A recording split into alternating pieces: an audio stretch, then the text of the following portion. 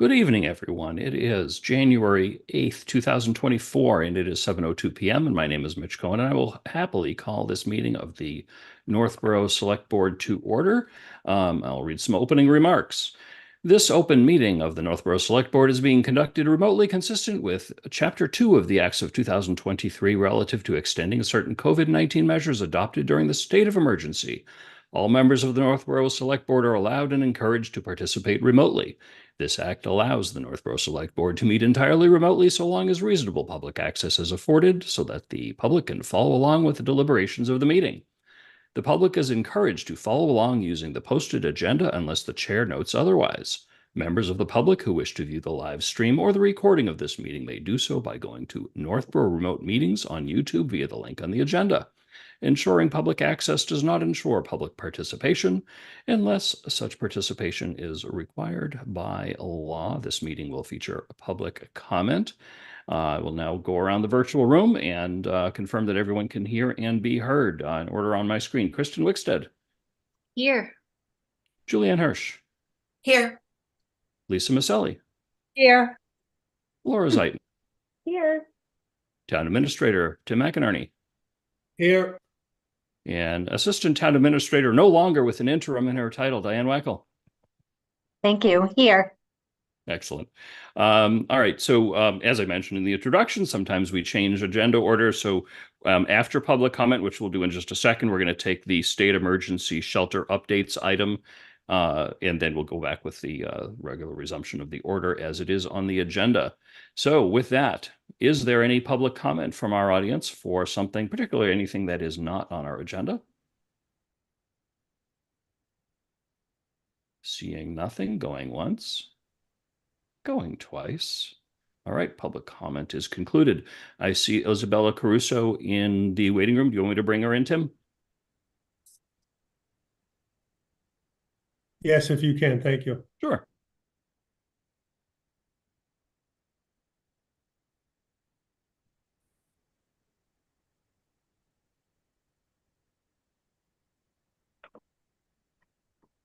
Hi, Isabella. Hi, thank you for inviting me.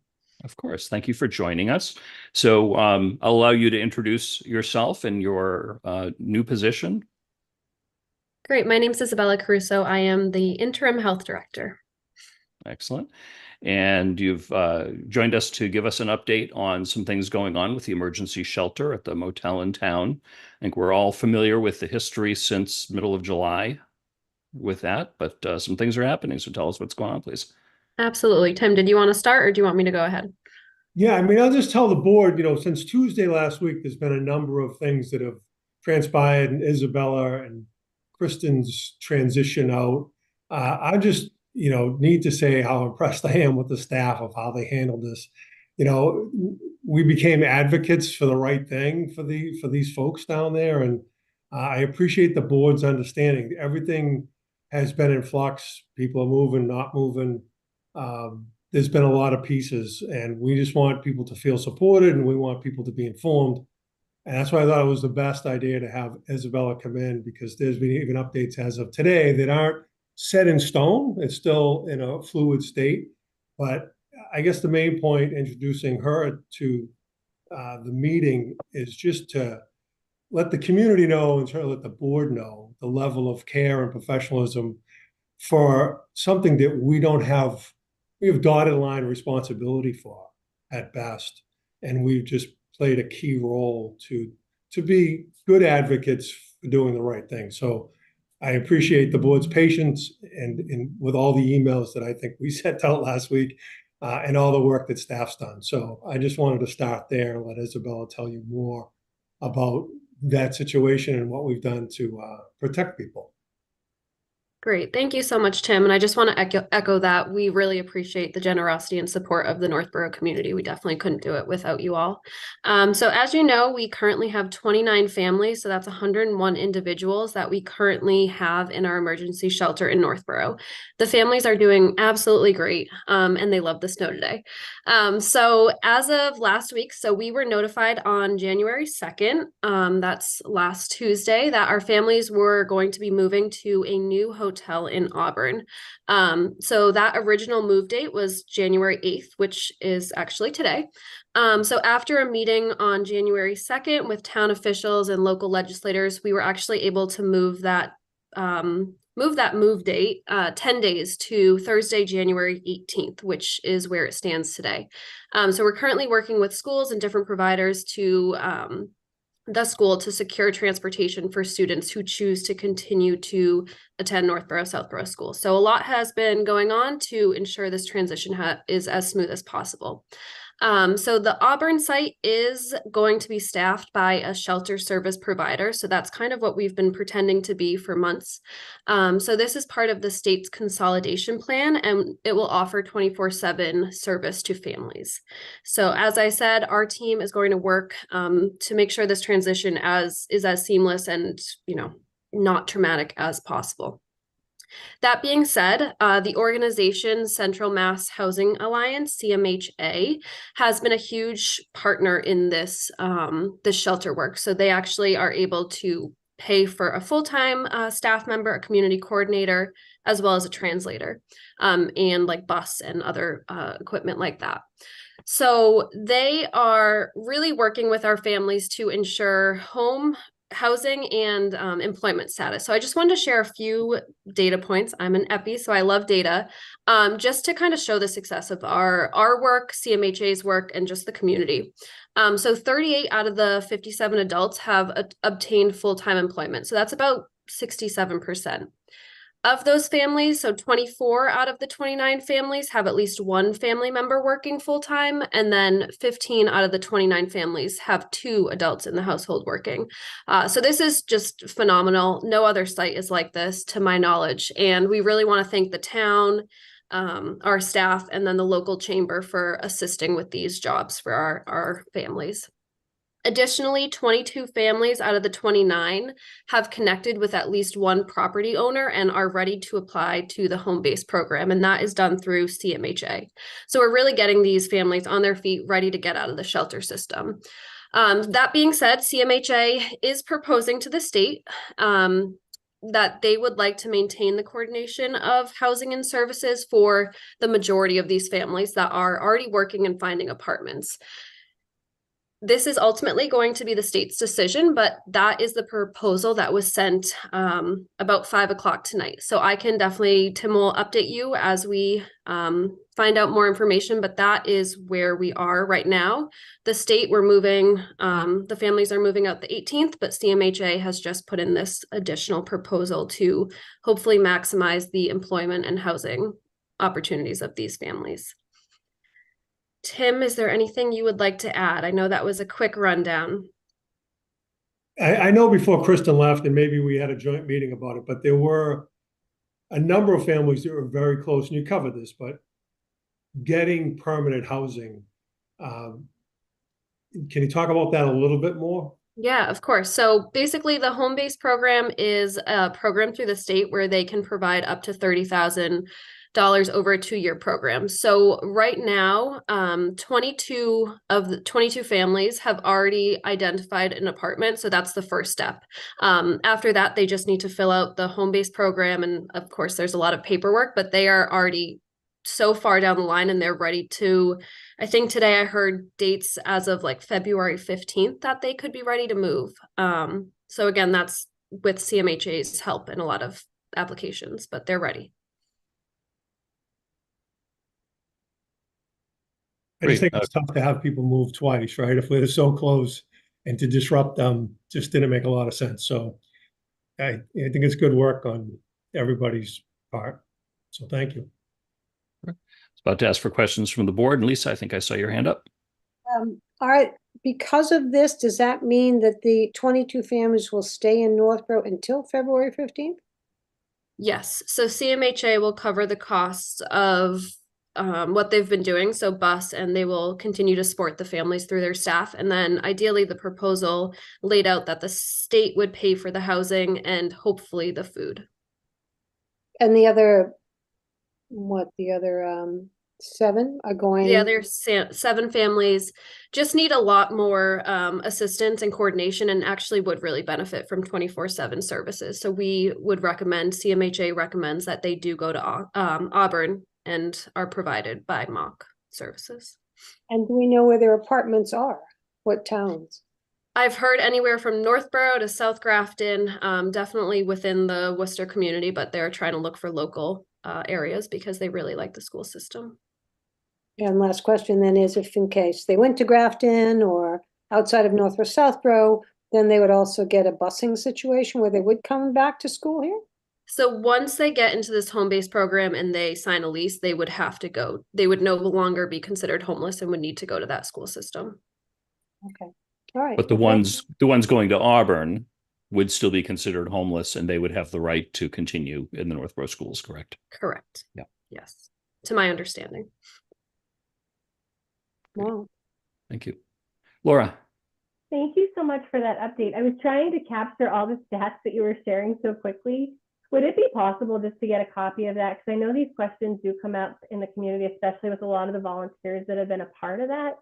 If there's anything that I can share with them, I would love it, because I think you mentioned it, that the community everybody had a vested interest in this positive update. So thank you for all that you and the team have done. Absolutely. I can share out those stats tomorrow. Thank you. Thank you. Kristen. Thanks, Isabella. I didn't realize you were Isabella Caruso. Like, I get emails from you, and then I've met you in person when I've been volunteering at the shelter, and I didn't realize you're the same person. Nice to meet you again. Yeah. Anyway, so okay, so the families that are definitely going to Auburn, they're definitely going on the 18th. Is that pretty much? So as of right now, all of the families are going to Auburn on the 18th. And yes, that's the final date that we have received. But you're hopeful that the state will be reasonable about making these other people not have to move twice, right? I hope so. Okay. Yeah, that'd be nice. So if it's in Auburn, are there different rules about living there? Or do they have more strict sort of rules to follow at this shelter in Auburn? Yes. So technically this is, the health department is running the shelter.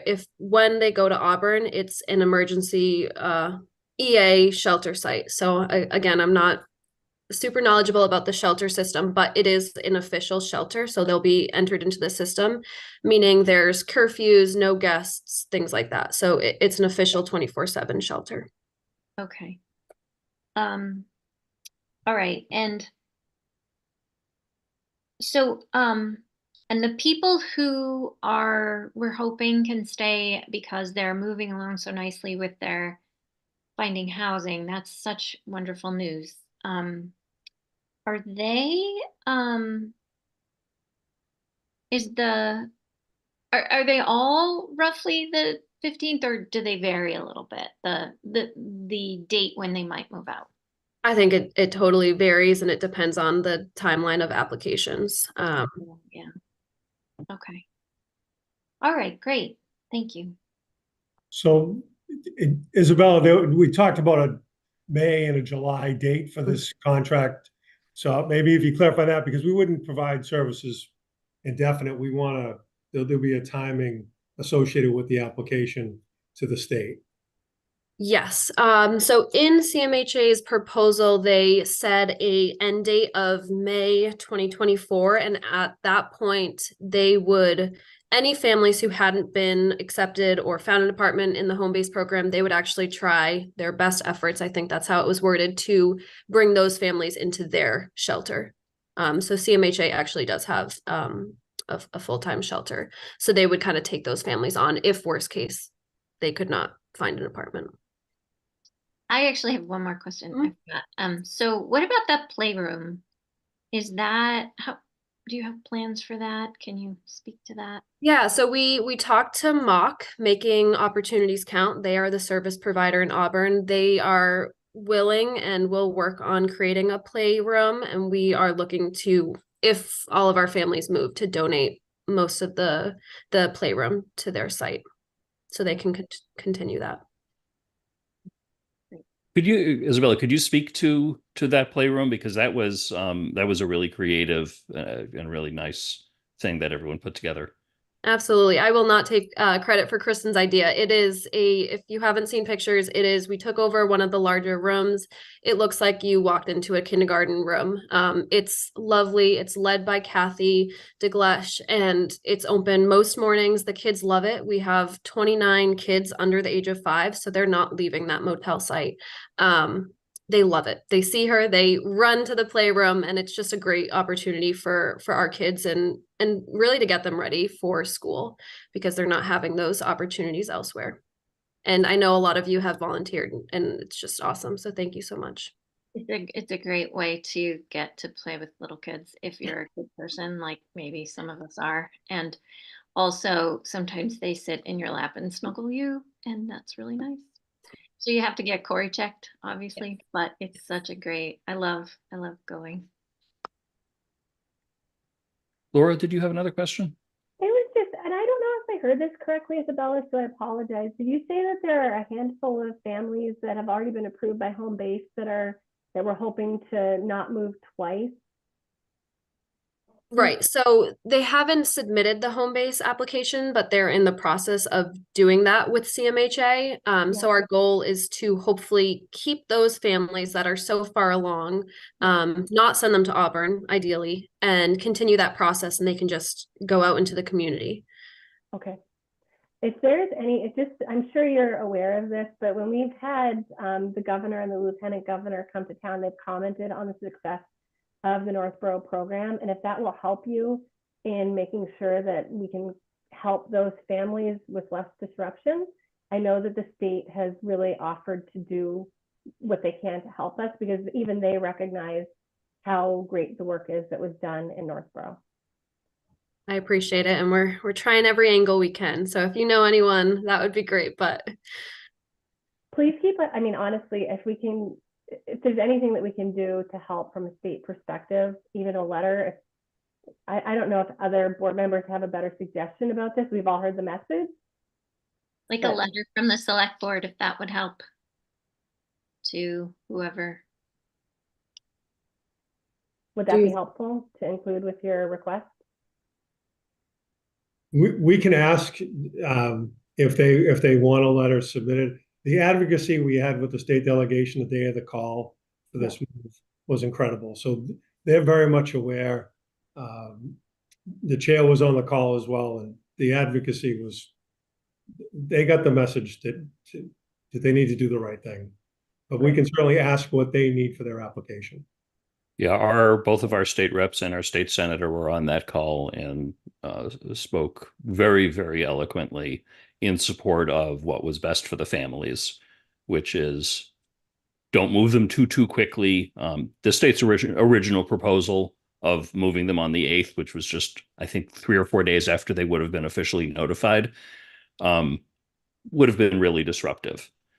So they spoke first on that, and then town officials backed that up. And I'm very glad the state made that decision. And it sounds like we're asking them to be even a little bit more flexible, and hopefully they will be, because clearly these things are the best, for these families.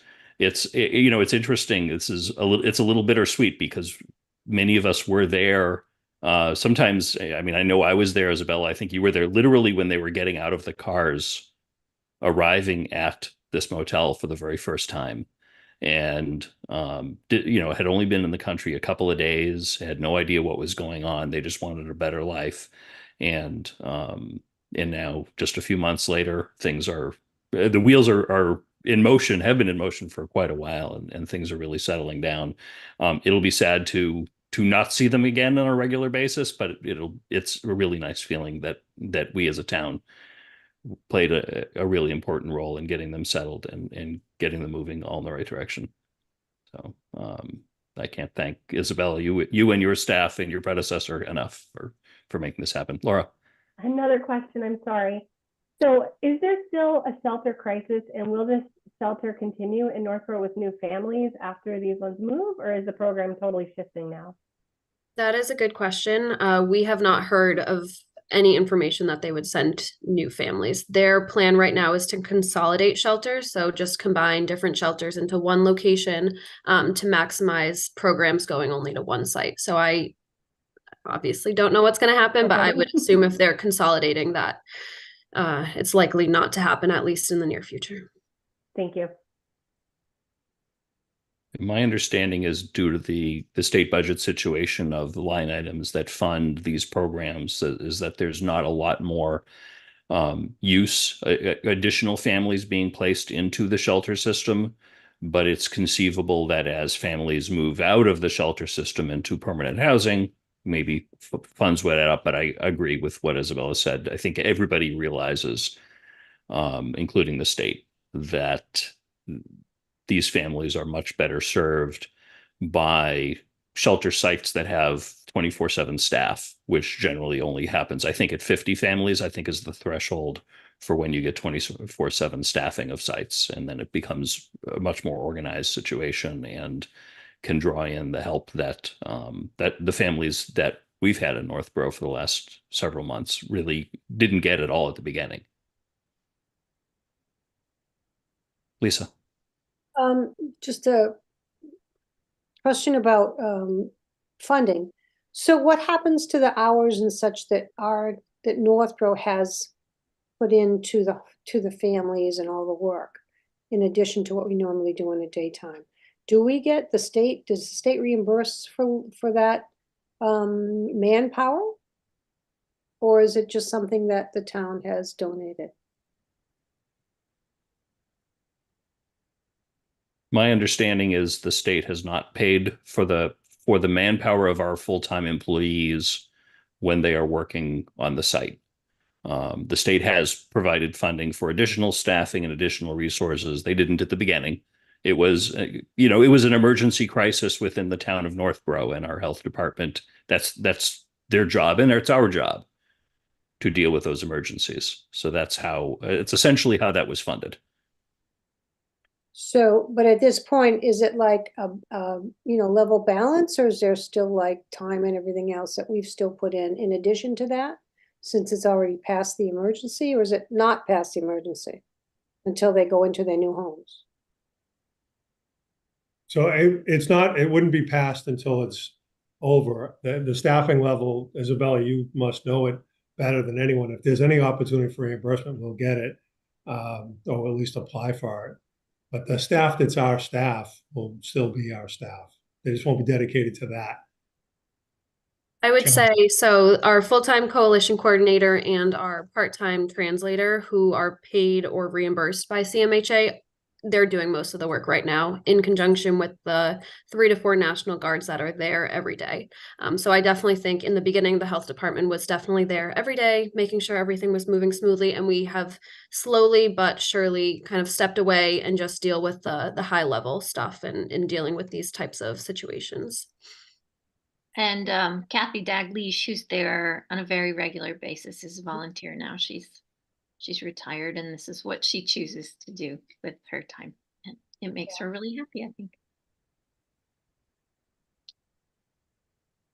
Any other questions from the board? Anything else to share about this, Isabella or Tim, this topic? No, again, great work, and appreciate the board's understanding and letting us share at least an update for you and for the community. Yeah, thank you all for your support. I've seen you all there, and it's just been a pleasure to have this experience. And the families are so grateful. We had a conversation. Kristen told them she was leaving and they were leaving, and it was a very emotional meeting. So they're definitely very appreciative of what we've all done, and they want to stay in Northborough. So it speaks volumes. That's great. Please keep us informed. Absolutely. And let us know, as always, if there's anything we can do to help. Thank you so much. Have a great evening. Thank you very much, Isabella. Thanks for joining us. Thank you. Good night. Bye-bye. Thank you. Okay, next on our agenda, we have meeting minutes from December 18th, 2023. Is there a motion or any comments? I didn't get to, I haven't read them yet, so. Okay. They did come out sometime this afternoon. I have no problem if folks want to defer them to the next meeting. I would prefer that. I haven't had a chance to look at them. Okay. Yep, that's fine. All right, so we will postpone those to the next meeting. Hopefully they can get into our regular meeting packet on the 22nd. So next regular meeting. Moving right along, update on municipal electrical aggregation program. Tim or Di? I think Diane and I are going to kind of tag team on this, if you will. I'll just tell you that from what I can see, Diane's doing a great job kind of navigating this plan. I did this exact program 10 years ago with Grafton. We went out to bid, we hired a consultant, same consultant you have, we have. I should apologize. I have you on one screen, but I have my camera down here. So if I keep kind of looking at you, I'm trying to make sure I'm attentive, but I can't look directly at you. So I'm looking at this. Anyways, so 10 years ago, we did this with the same consultant. We went out to bid, and there's some items that you should just be aware of. There's no decision to be made by the board tonight. It's just an update. There's no action required by you, but there are a lot of steps, which Diane has a great folder on all this. So we thought we would just update you on a couple things that need to happen. And when I say a couple, it's more than a couple. So I'm going to go through them quickly. And if I misstep or misspeak, I am hoping Diane will jump in. So our first thing with Paul and Marlena, who are the consultants, we're hoping to have them in for a public presentation to the board on the 22nd of January, which is your next scheduled meeting, which will open up a 30-day period for public comment. So that window will open. We will get information out to receive public comment on what energy aggregation will be. The goal after that will be to establish the website, which will be February 1st to launch that. We will actually have, and I'm giving you a lot of details that we went back and forth with, and I guess within the guidelines of the program and what's required by Department of Public Utilities. So I'll just run through these quickly. So on our website, there'll be a banner that'll be a link to another website that'll just be for energy aggregation only. We will use Facebook, news and announcements, the newspaper, email blast, boards and committees to announce the launch, if you will, of the website and of the program overall. Usually, don't hold me to this, but the website is very simple. It's www.masspowerchoice.com/Northborough. So if you wanted to take that same domain and put /Grafton, you can look at what Grafton's website looked like, and ours would look very much like that. But that would be launched hopefully by February 1st. There are obviously emails that go to the consultant. So that's why we have a consultant, right? Because there's a lot of technical pieces to have people opt out of a program like this that they will handle with the electric utility.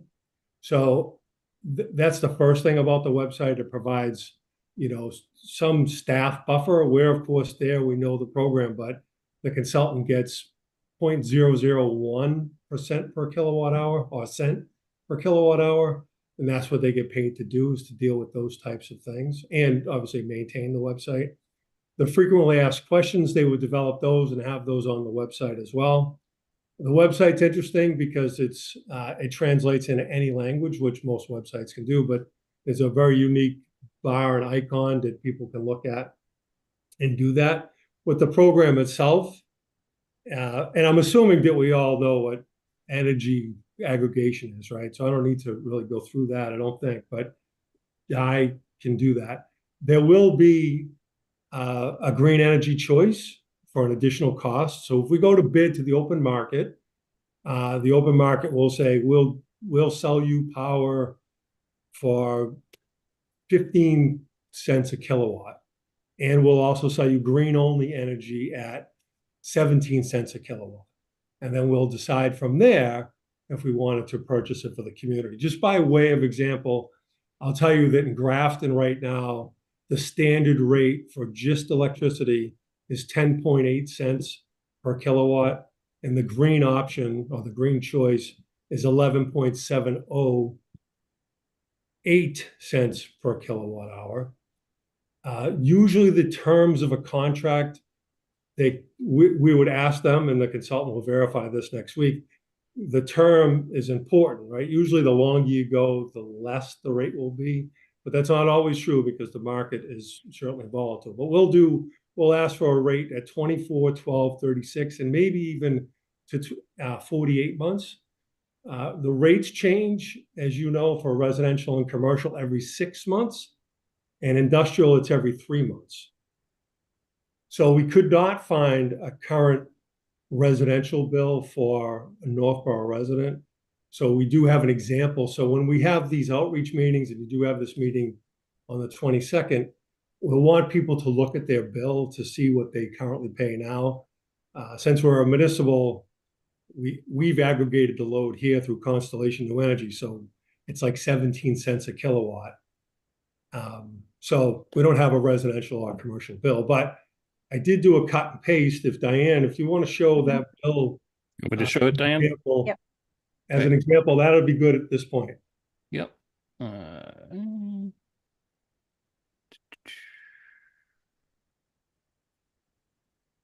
it. Here we go. All right, so you should now see this window here. Do you see that, everybody? I do.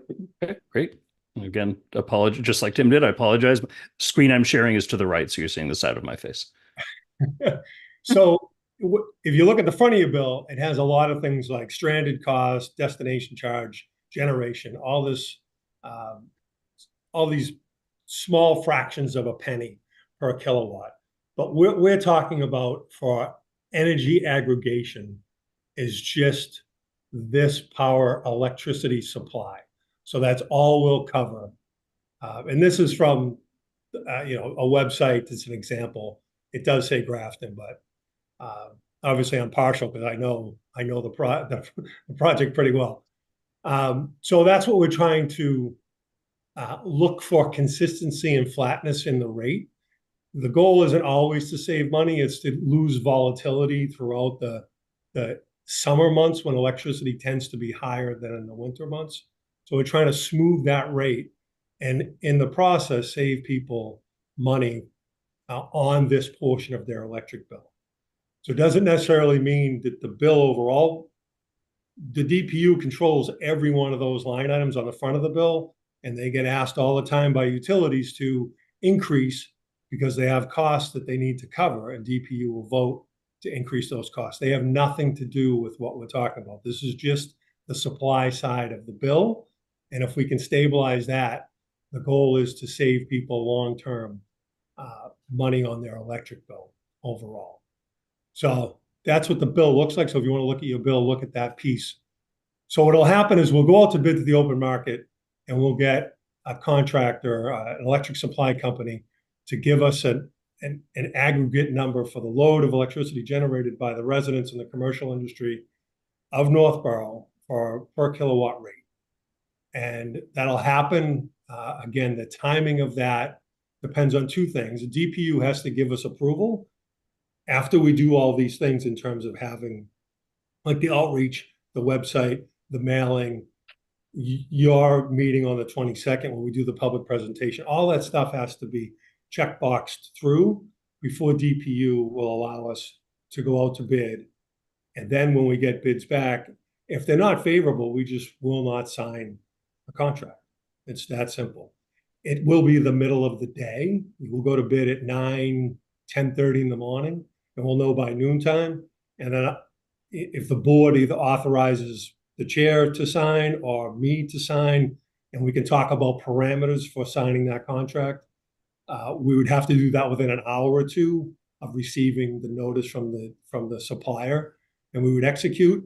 And on the next billing cycle, people would start to hopefully enjoy a more consistent lower rate. We can't guarantee that the rate will go down because obviously, like I said, the utilities get to change commercial and residential rates every 6 months. But we can certainly look historically to see what the data has been and then project forward based on average consumption per household, because we can get that data from the utility as well. And we can see if there are any savings to be had.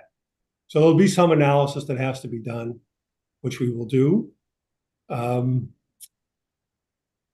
the first piece is to get the consultants in here to do the public presentation to the board. And then we'll go to DPU after we meet all these criteria for notice and for public engagement. And as of right now from DPU, there's no sense of timing. They are on a delay in terms of their approval for these types of requests. We need to time the market as well. So we want to get approval, and then we'll, again, kind of ride the clutch to see when the best time to go out to bid will be, so we can take advantage of generally the gas market, because that generates a lot of electricity for the state of Massachusetts, but there's a lot of variables that go into that. So we can dive deeper into that on the 22nd. So Diane, did I miss particular pieces or did I go too fast? And if I did, I apologize, but I just wanted to give you a general update. I thought you did a great job. That you covered pretty much, unless anybody has any questions. The name of the program, we should probably just, sorry. The name of the program will be Northborough Power Choice. So it's pretty descriptive. It could say electric power, but you know, we can debate that and discuss that at the meeting on the 22nd. It's not, nothing has been cast in stone, so we can have that discussion about what that program name should be. But that's what we think it is as of right now. Sorry, Mr. Chair. Yeah, no, sorry. A couple quick things. Could you repeat the rates again that you said Grafton is paying now?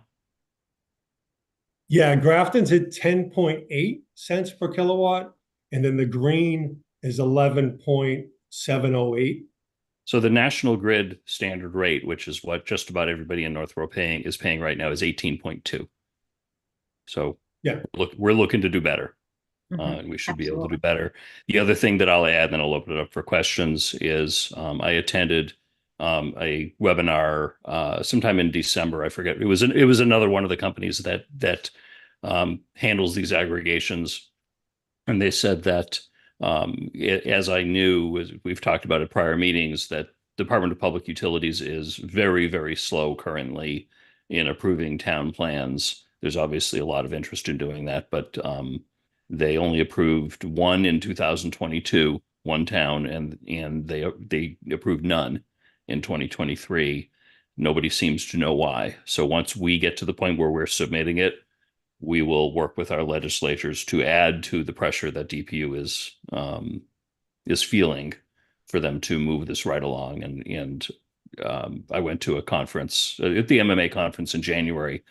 I think it was the general counsel for DPU was one of the presenters and was saying that they were trying to speed it up, that they recognized that they were behind schedule. And nobody could understand, and he could not explain why it was taking so long. And Tim, I don't know if you have any guesses. I can't make an excuse for them. Yeah. We'll have to push them. Yeah, because it's important. Because 8 cents, if they really, I mean, Grafton signed multiple contracts for multiple years. So since I left, they've even upped it, and they were lucky to enjoy the 10 cents a kilowatt and save people the 8 cents. I can't, you know, who knows? I mean, we all have contacts with the state delegation. We'll just have to push them just like we do on all other matters. Okay, Yes. so questions from the board? Lisa, I think I saw your hand up before, and Julianne after. We've talked about this in the past, and they talked about, because we waited a couple of years anyway, or more than that, the pricing, you know, changed considerably, so that at one point it wouldn't even be a savings, and that's what we were told, I think, in the last few years, that it wasn't going to be a savings. That's why we didn't move forward on that. So when it's so close, I mean, if it were, you know, a penny, I guess that would be up to the residents to decide if they wanted to do that. But Are you saying that they change it every 6 months, even though you would have a 24-month contract? The rates would still be flexible and they wouldn't hold it or? Yeah, explain- let me answer that because that's important. Because maybe I did go too fast. I was trying to tell you and the community that National Grid's rate right now changes in the spring and fall. So every 6 months, the rate currently that you have, as the chair mentioned, it's 18 cents per kilowatt right now in the winter. But 6 months ago, it was some other number. So when we go out to bid and we get an aggregate price, it's that price. It doesn't change for whatever term we choose. So if we pick 12 months, 24, 36, 48, 72, if it's 12.2, it stays 12.2 for the whole time of that contract. So it does not change at all. Okay, thank you. Julianne, did you have your hand up before? I did. Just a couple of quick questions. So when we get to the point of signing up, a resident is in unless they actually opt out, correct? Correct. And that's Okay. what the notices, all the notices and all the postcard mailings are designed to let people know that you have to opt out if you didn't want to take advantage of this. And they can. The problem comes in, they opt out. And I don't want to cut you off. I know you have another question, but I want to drill Yeah, down no, as deep as I can. You can't, the 6 month rate is a penny lower. You opt out or opt in. Once you're in, you're in. And if you opt out, it's going to be very difficult to come back into the Northborough rate. I'm using my experience from 7 years ago that was the case. We will get further clarification on that on the next meeting on the 22nd. But you can't bounce in and out because the service provider is looking at an aggregate load based on kilowatts right now. So all those people are in, so that's why they give you the price. If people pull out, we're not really dealing in good faith at that point. So maybe it wasn't the you wanted, but yeah, no, that's very good. Okay, and the other question is the consultant. Is the consultant a private company or is this a state agency? it's a private company. Okay. Paragon is the name, right? Yes. Yeah, Paragon Energy. And they're just a consulting firm, and under the law, they get, I hope I get this right. I think it's 3 zeros and a penny. So 0.0001 cent per kilowatt. And it's built in. No one pays any more. That's part of the rate. So the supplier, the group providing the bid knows that they have to pay the consultant 0.0001 cent for every kilowatt. So if it's 10 cents when they give us the bid, that's included in that number. Wow. Okay. And so they will help us decide whether to do it for 2 years or 4 years. And okay, they'll lay it all out for us. All right, great. Thank you so much. And then Mitch. Yeah. Through you, you mentioned that there was one approval in 2022. Did you say from the DPU? There was, yeah, so not of Northborough, but of other No, of towns other throughout the state. communities. Yeah, there, according to it was, let me see if I can remember the organization that. Because that I gave- can follow up with our consultant about that. Or That's hard to believe. community choice. Green Energy Consumers was the organization that gave a presentation that I happened to attend virtually. And what they said, and it seems about accurate from other things that I've heard, that of the over 20 towns that have plans sitting on DPU's desk, they've only approved one in the last 2 years, and that was in 2022. Okay. All right. I'll pose that question to our consultant and see what they have to say. And that's consistent with at the MMA conference on the seminar that I attended last January. That's Mhm. pretty much in line. There were a number of towns represented in that room with select board members and town administrators in the audience, ready to throw fruit at the people at the podium to move it right along. So as to why, I have no idea. It's a mystery to me and to a lot of people, but hopefully that will change. Obviously, the sooner that we can get started on our end, the sooner we get in the queue. Absolutely. Okay, thank you. Any other questions? One other thing that I thought was interesting. Sorry, Julianne, go ahead. So I was wondering if Tim could comment on, in the 7 years, I think you said it's in Grafton, did you ever find that you were paying more than if you weren't part of the aggregation system? I seem to recall one cycle. So every 6 months, like I said, National Grid changes their rates. I think there was a time, but I will tell you that on average, because I did a lot of this comparative analysis relative to taxes, and we did overrides, and we're trying to save people money and have some value add from a staff perspective. On average, for the time I was there, we saved people over $30 a month on average for the whole duration. But that was them, and that was, energy prices was rock bottom back then. So we took advantage of all those pieces. And then I did math on aggregation of how much money that actually was. And it was in the millions of dollars in terms of the life of the program for the cumulative savings versus the rates on average for National Grid.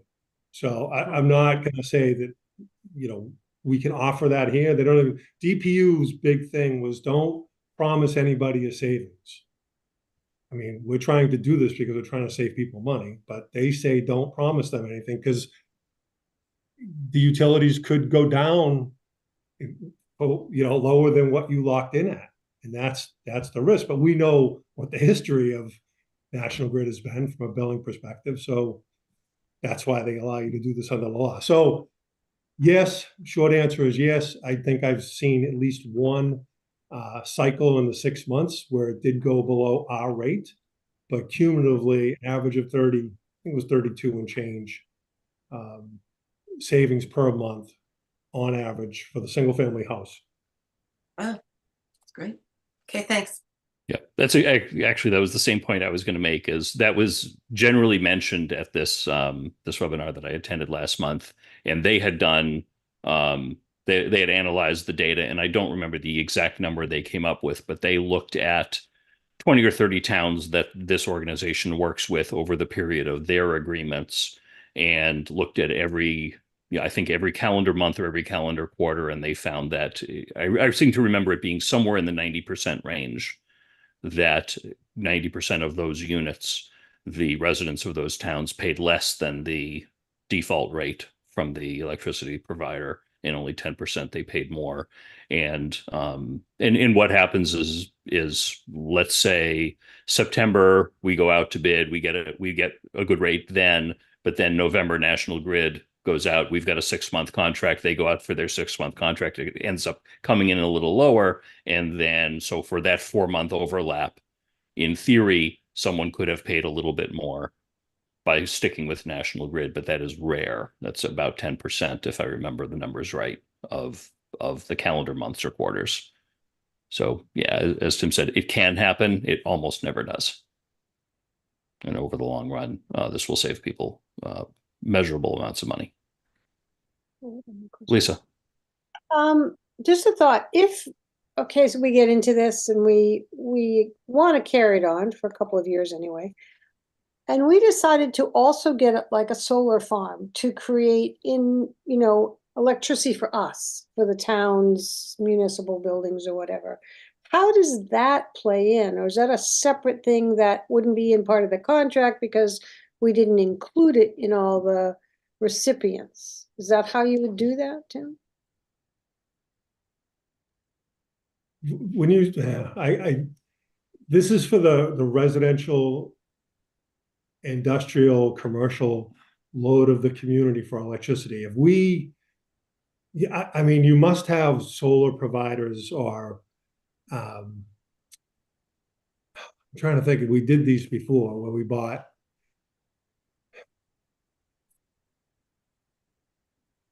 Yeah, I gotta go back and I gotta look at that piece because we had solar farms in Grafton where we permitted them and we actually bought a portion of their power for less than, but that was from municipal, like we have Constellation New Energy right now provides us with electricity supply, which is lower than National Grid's rate right now. So we, from a municipal use standpoint, we already aggregated that subload. So that's already done. So it won't be part of the residential aggregated load. Okay. Thank Yeah, you. so the school department already has one solar array on top of Algonquin, and I attended a school committee meeting.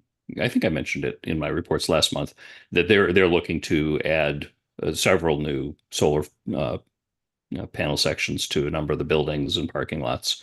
So those create power for that building, so it wouldn't play into this at all. And in all likelihood, as Tim said, his experience in Grafton, and it happens in a number of other towns, that sometimes there's a solar farm or a wind farm that provides power to specific buildings and would be separate from this. It would be interesting. It's an interesting question maybe to ask during the public hearing next meeting. What happens if either we as a town or some other company says we want to provide power from a solar farm to your residents? How does that get factored in? I don't know the answer to that. Good question. Any other questions? Okay, so we look forward to hopefully at our next regular meeting, formally kicking this off. Thank you very much, Diane and Tim. Next up, vote to affirm someone named Jason Little. That name seems very familiar to me. Finance director as town accountant. Tim, give us the good news on what this is all about. Yeah, as you know, we welcome back Jason to be the finance director last week or the week before. He is set to come back on the 15th. And the board under the charter appoints the town accountant. So it only makes sense to have the finance director and the town accountant. In most communities where you have a finance director, it's either the treasurer collector serves as finance director and treasurer collector, or the town accountant serves as finance director. I've worked in a couple of communities where the town accountant has been the finance director. So it's one and the same, but the designation from probably a state filing perspective of year-end reports and so forth, the town accountant's appointed by the board, and we want to notify the state of that fact as well. So you've underplayed the biggest news of this, which is Jason coming back. That's obviously the board. The board knows this. Many of the public may not. Jason served as our town accountant and finance director for a number of years. Left, I think, the beginning of November for a similar job in another community, and has decided Northborough is better. So that really is good news. We won, basically. Yes. Not that I we- will just share quickly that, from a budgetary perspective and getting the budget document created, we are set to create the FY25 budget over the next 3 to 4 weeks. We have them all in hand. I might be missing one. I apologize. I think I'm missing one department. But we are glad to have him back because there's a lot of institutional knowledge. He's worked well, I think, with the board and staff, and he just knows his stuff, and it can't be understated. You don't grow building inspectors on trees. You don't grow town accountants on trees, or assessors, or treasurer collectors. It's just, they're very difficult to find qualified candidates. And you have a very special gift that you should be grateful. You have a lot of these just in-house, in hand, and we're able to get Jason to come back. So we're glad to have him. So he's due to come back. Is it on the 15th? That's his start date, yes. Okay. But he is, we got him working ahead of time. That's great. Just for whoever makes the motion, should that motion be effective as of January 15th? Please. Okay. All right. Lisa, do you have your hand up? One question. He's coming back as finance director only, though, not finance director and? right? Is it just finance? No, he's coming back in the same position that he left. So on the assumption that this board tonight approves the vote to affirm the appointment as Jason Little to serve as town accountant, which is the requested motion, then he would be in the same position under which he left.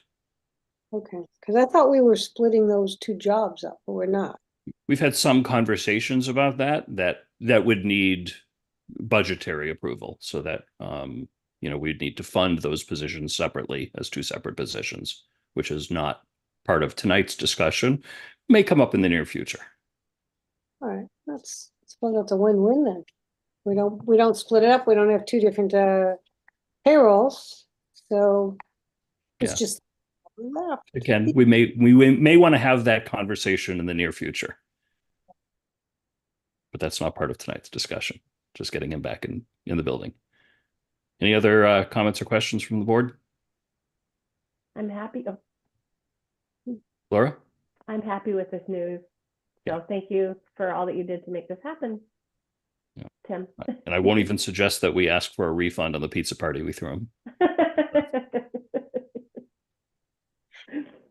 Wow. All right. Is there a motion? Yes, Mr. Chair, I move the board,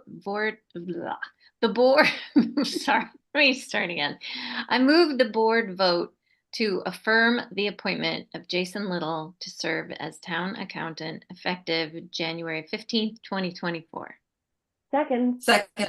Motion made by Kristen, seconded by Laura. I heard Laura first. Any other discussion? All those in favor? Kristen? Aye. Laura? Aye. Julianne? Aye. Lisa? Aye. I also vote aye. Vote is unanimous in favor. Congratulations to Jason and all around.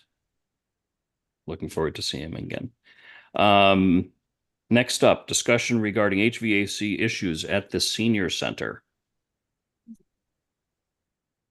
So, Mr. Chair, I'll start off. Just so everybody knows that the systems at the senior center are up and running. They're enjoying a 70-degree evening. Staff did a great job communicating throughout this. I tried to keep the board up to date as possible. We are to the community and to the end users of the senior center. I sincerely apologize for the inconvenience because it was, the worst timing. They had events planned. They had a lunch planned. And Kendra was great of coordinating and getting meals out the door for those days that they had committed to. So there was a lot of pieces that were moving. The board should know that there were 3 mechanical issues ongoing from the start of December. So there was a water heater issue. I went to a trade high school, but I no longer practice any trade. So I know some things, but don't press me on particulars. I only know a little bit just to make myself look silly. But the water heater, at the same time, there was a leak in the dry pressurized sprinkler system. So that was causing a pump that kept going off, causing the fire alarm to go off. And then the heat stopped working. There was discussions about, do they have a generator? But they do have a generator, and the generator works fine. But the heat, for whatever reason, it's a first generation heat pump system, and you might all already know this, but for the community, the groundwater it uses to heat up that building has a lot of minerals. It's mineral rich. And there's a screen that gets, or a filter, if you will, that gets clogged from time to time. And there was no way to flush that out during preventative maintenance. Now there is, because that was part of the fix. So we think we've solved the problem, but there were a lot of things happening at one time that just kept compiling and coordinating. And then the manufacturer of these particular parts was closed until after the first of the year. So they closed between Christmas Eve and New Year's the 2nd. So they weren't even open. So our service provider couldn't even get the part. So when we finally got it in, it took a while to get that building up and running and heated. So as much as we don't want to see things like that happen, I think we responded about as appropriately as we could have. So just to back up a little bit, I was just looking at my emails, and I think you informed us the board of this on the Monday, the 22nd of December, that the building would be closed, I think, as of that afternoon or as of the next day due to a heating issue. So the building was closed for, I don't remember exactly, it was about 2 weeks, which is very, very frustrating. And I've learned enough about this that, I'm not casting blame on anybody, just a very, very frustrating combination of events and timing. And as you said, and I think Sean sent us a very good memo on this, which was there's only one place to get this part, and this company was closed for those 2 weeks. And it just happened to work out that way. But the senior center and the library are our two most retail focused municipal buildings, and losing any of them for any period of time, it prevents our town from doing some of its most important work. So I was very, very frustrated and sad about the situation. Again, not to cast blame on anybody. I wish there was something else we could have done, but hopefully there's something we can do to more permanently improve the situation, to have spare parts on hand through our provider, and anything like that, anything that we can do. Go in there in a couple of weeks before this company's winter closure. Shake the pipes around a little bit and see if anything is about to break. Go ahead and do that, so we don't have this happen again. Yeah, thank you. The staff knows that they are retail facing. Public spaces are very important. So it's a beautiful building. So the community should be proud of it. Any questions, Julianne? Well, I think it was last meeting we received the building assessment report. What I'm understanding is that this was totally unpredictable, but now that we have this report, will that help us as we move into move forward in preventing some of these building closures and things like that? And the second part of that question is, with the building assessment report, are there some things that we should be addressing very soon? Well, the second part, I think I can answer them both, but that one, in terms of a priority list, I think at your last meeting, you did talk to Scott and to Sean about what their priorities were for next steps for preventative maintenance. I'll get back with them on that. I don't know what they are or what they've come up with. And then there's no way that system will predict. It might make recommendations on belts, filters, other preventative maintenance. They have a monitoring system. They can watch the heat remotely. They can have alarms for things with the SCADA system. They can go through that and monitor it and then respond. But I'm not so sure it'll actually tell us when a failure might occur and then have some preventative maintenance around that isolated issue. But it's a good question. I can ask Scott and Sean if there's some piece of that I'm not understanding. But in terms of preventative maintenance is what those systems are designed for us to keep track of and to do on a regular basis. Right. And I'm glad we did that study. Okay, thanks. Any other questions or comments? Okay. Tim, thank you very much for that update. Please keep us informed if there are any recommendations on things that the board might need to consider doing, if there's anything we can do to prevent something like this from happening in the future. I know the Council on Aging is meeting tomorrow night, and I'm sure this will be a discussion among that group as well. Okay, if there's nothing further on that. Next up, we have discussion regarding a possible special town meeting in March for the town's right of refusal for 432 Whitney Street. Tim, can you give us a summary on what this is? Yeah, so you no doubt have this in the packet, and I'm trying to figure I'm speaking to the community and I'm speaking to the board. So first right of refusal or something that's in what they call chapter land or 61A, is when it's been used not for the zoned intention, where the owner gets a deferral under the 61A, but because of that deferral, they have to give notice to the town to be able to purchase that land under the requirements of 61A. I'm not going to keep showing you documents, but I have a ton of things here going on. So I need the board to think of this as kind of like two currents in the same river, because there's one step will trigger another step. So the first discussion is relative to having a special town meeting, and you need a special town meeting because you would need an appropriation. But I'll go through this 23 acres on Whitney Street that is now in 61A land that is being proposed to be sold to a private developer for an industrial use or a commercial use. It doesn't, you know, the terms on the last page of this document talk about what it will be used for. I think it's the last page. Yeah, it's statement of purpose, proposed use. And it talks about a 40 to 60,000 square foot building, commercial industrial warehouse, distribution, processing, potentially be served by new connection to a freight rail adjacent to the land. So I think when people read that, you get a little nervous about the rail and having a spur into a parcel of land. I won't necessarily deal with that now, but in terms of having town meeting, you have 128 days from the date. It's either December 5th or December 7th, depending on if you go with the date of delivery or the date it's notarized. We'll work out those finite details.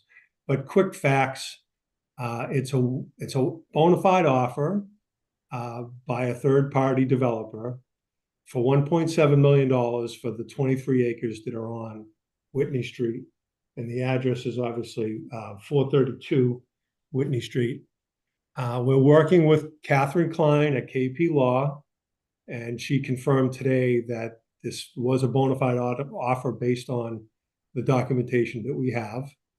All of the committees that are supposed to opine on this have, except for conservation, which they met tonight, planning, open space, and then you have a detailed memo from the planner relative to the recommendation to exercise the right of first refusal. So when I talked about two currents in the same stream, if you do want to elect to exercise the right of first refusal, there's a notice, there's a hearing that the board has to hold in order to do that. And we have to give notice in a newspaper. We have to notify the seller and the buyer. We don't have to notice abutters. But you could actually hold that on the 22nd as well if you got to that particular point. We just need to publish it in a newspaper for at least 8 days before you have the public hearing to consider whether you want to exercise your first right. If you decide to exercise the right, you would need a town meeting. So the reason why this is on the agenda is because that 120 days is earlier or sooner than your scheduled annual town meeting, which is April 22nd. So you'd miss that window, right? If you didn't have an appropriation, you couldn't do a P&S, you didn't have town meeting approval. So you need a special town meeting. Having said that, we did ask Catherine to reach out to the attorney and the seller and the potential buyer to ask for an extension. The board knows the relationship with the landowner. We don't think we're going to get that. We've asked for a 45-day extension to give us plenty of window on both sides of town meeting. If we were to get it, we have a lot of options. If we don't get it, the board will have to have call a special town meeting for, I think we're looking at March 26th is what the date I think the town clerk gave us.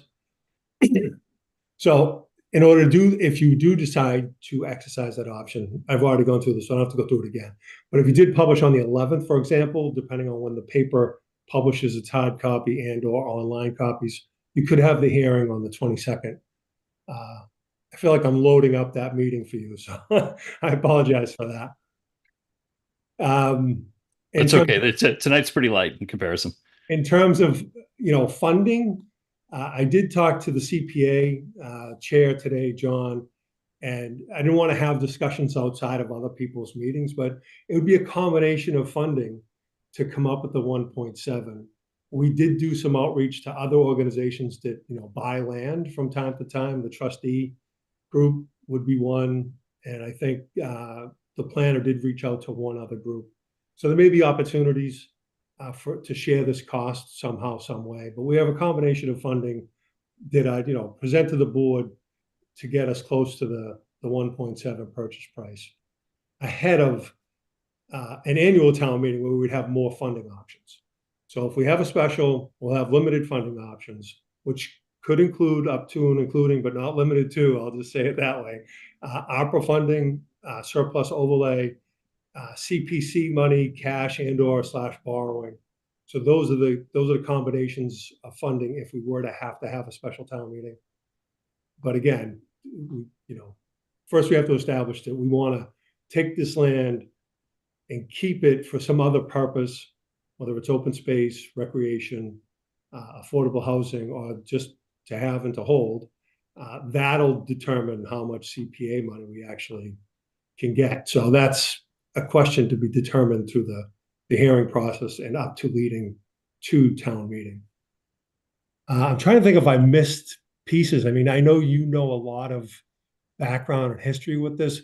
I'll tell you that when I read this about the spur for the railroad, and I've had a lot of experience with a railroad in Grafton, that railroads are preempt from a lot of state regulations and certainly a lot of local regulations like zoning and setback. They of course have to follow building code and things like that, but there's a lot of things they don't have to comply with.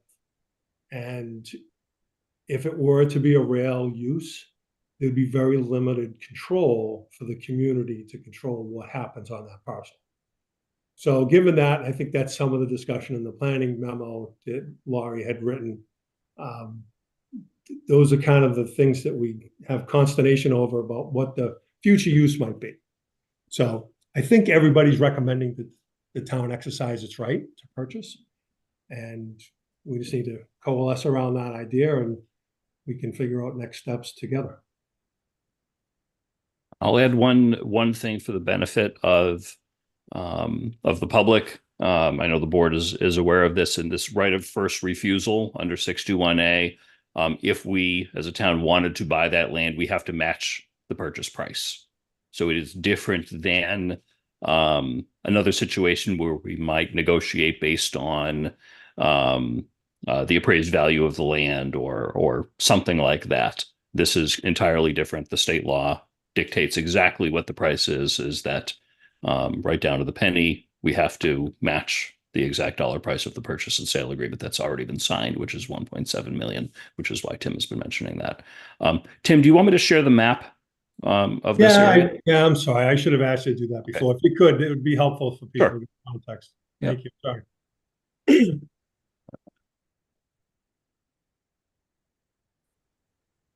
Okay, everyone should see this now. So this is from the town's assessor map system. And the area outlined in blue is the property that we're discussing here, 432 Whitney. There's a residential area here. Coolidge Circle, which I know we're all familiar with, is right below that. And Tim pointed out, the owner that we're familiar with, 429 Whitney SA Farm, is up in this area over here. So it's across and diagonal from that. But this is separate from that. So this is an undeveloped parcel of land that has some wetlands here. Rail line is right along here. And this is currently conservation area back here and some industrial area just to the north over here along Whitney Street, just off of Whitney Street. What's the green area? This green area here, that's wetlands. Okay. Are there any trails in there that are already established or near there, like in the adjacent land? I mean, there's the aqueduct trail goes along here. Okay. That's the only one I'm aware of. I don't think there's anything back here, but don't quote me on that. I think this land, not that I can control the map, but to the, I don't know, people looking at, to where you are now, that's DCR, I think. I don't know if you can click on it, should tell you the ownership, maybe not that parcel, one down. Yep, that's DCR. Okay, That's also DCR. okay. Yeah. So it might be a natural fit for them as well, so if it, Yeah. we're reaching out to them also. Mhm. And they were notified, well, actually, they weren't notified, another group for the state was notified, forestry. But Okay. I'll make sure the right people know about it. I think it's an interesting opportunity. As far as what we as a town could do with it, we could certainly add it to conservation land. We could do a mix. If we had, say $1 million from CPC with their open space fund, and then other money that didn't designate land as, deeded open space. We could then use and control the frontage along Whitney Street for affordable housing, regular housing, industrial or commercial use that we controlled, that we felt would be compatible with the neighborhood. There are a lot of opportunities there, and we gain some flexibility depending upon the source of funds that we would use to make the purchase.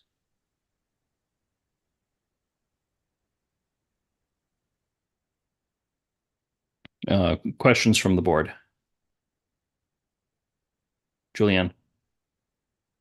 So the timeline that's in the packet, it says on March 12th, if we vote to have the special town meeting, on March 12th, the town clerk mails special town meeting notice to each household.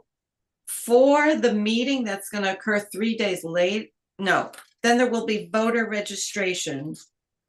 What is that? So I guess that would be 14, that's only 2 weeks before the meeting, right? That's mailed, and it gets there a couple days later. Is it possible to mail that earlier? I think the timing is prescriptive in terms of how soon you mail it, but I can double check with Andy. Okay, and what does voter registration mean for that? If people aren't currently registered to vote in the community, you have a call to register for those people who are eligible to vote, and they have residency here and they can register to vote. So if they're okay. registered voters now, you're kind of giving them notice that we're gonna have a meeting, you can come and register to vote. Yeah, frequently before town elections and town meetings, town clerks will hold a special voter registration drive for anyone that isn't registered, that has interest in that topic or that meeting or that election. Okay, good. Lisa. 2 questions. One, on the 61A savings, tax savings, I guess it is. When that changes back to being not used for that reasoning, there's a price difference on what the land had a value for versus what the land was being paid on. Like at 61A is a savings. Is the years of that being 61A savings added up the difference, and then that is paid back during the time of sale, is the first question. All right, can I do the first one first? So that's called a rollback tax. So if the town doesn't buy it and it's bought by a developer, you will get rollback taxes. The assessor hasn't done the estimate of what the rollback would be, so the duration of the time it was in 61A, they would have to pay that to the town before they could close. If we buy it, there'd be no rollback taxes to be had because we would be the purchaser.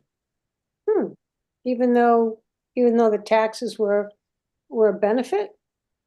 It's the purchaser that pays the taxes. Exactly. Oh, isn't that interesting? Okay, and then the second question is the contract that the bona fide potential buyer has made.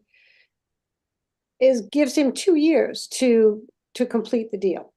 And he has various different caveats that if they don't get fulfilled, he doesn't have to complete the deal. Are we also on a 2-year plan where if we're giving the same amount of money, shouldn't we have the same contract, so to speak, of a timeline? And if so doing, are we availing ourselves of that timeline in order to obviously budget the money better? We had 2 years to get the money together.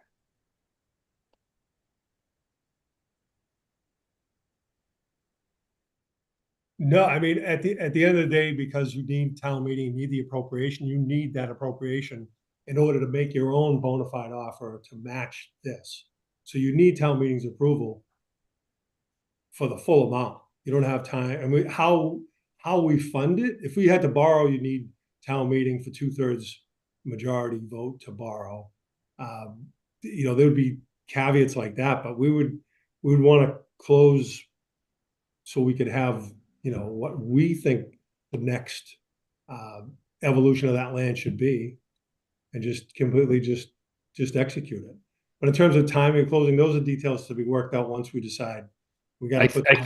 I think what Lisa is asking, I'll try to translate, correct me if I'm wrong, is that the purchase and sale agreement between the current owner and the potential future owner provides substantial flexibility in terms of closing date and other topics in there, that they don't have to close very quickly on the property.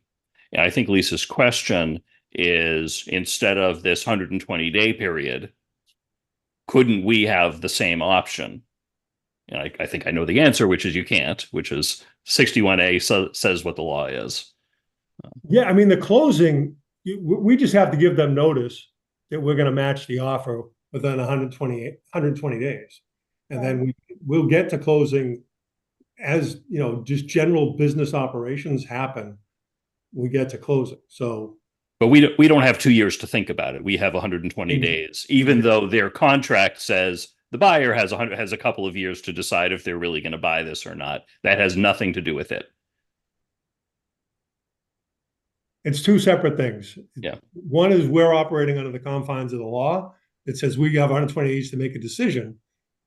It has nothing to do with how long they have to close. It's just mutually exclusive. But I should have done a better job explaining that. Thank you. But can we then, even though we have the right, we put the PNS together, we can close later. We don't have to close within 30, 60, 90 days, do we? No, you'll come to a mutual agreement through the attorneys on when you could actually close. We got to do the title search, any, you know, if we wanted to do any soil evaluations, any kind of investigation, inspections, we want to do on the parcel. We'll probably have a window under the state law. I don't have that piece in front of me. It's probably another 120 days from the date we sign our intent to take it to do those before we do the title search and do the closing. All right. But it's I mean, I'll figure out what the next timing is once you vote to do it, if there's something prescriptive for that. Okay. Because it could also be lien from some other source, like the IRS could have a lien on the property as well. So we'd have to check to make sure that the title was clear. Oh, without a doubt, yeah. The title search is part of the closing. Yep. Yeah, part of purchase of any property. Any other questions from the board? So we're not making a formal decision tonight, but we should decide by consensus, are we interested in moving forward with this? Which would be, you know, adding this to our agenda to formally open and add this to a special town meeting warrant, telling Tim to continue to do the work as if we were moving forward, and or are we interested, or if we are not interested in this, we can just tell him and put a stop to it. Thoughts from the board? Laura? I just think in the interest of what that neighborhood has experienced so far, my preference would be to move forward with this offer and special town meeting, just to ensure the protection. I mean, the thought of having a railway stop there would probably create a lot of commotion and traffic that they would not appreciate. So that would be my preference. Thank you. Kristen? Yeah, I'm 100%. I agree with Laura, and I think more open space and more. I mean, I did read the note from the town planner, and there's, what was it? I don't know if I'm using the right word, but some endangered species or species that are you know, whatever the other words are, about creatures that, okay, I won't look for it. But anyway, the animals in the area could probably use a break from whatever's already happening. So if we could contribute more, health and open space and clean water and clean air, I think that's a great thing in a area that's zoned for industrial, and then also hopefully avoiding some of the potential pitfalls of the railway idea.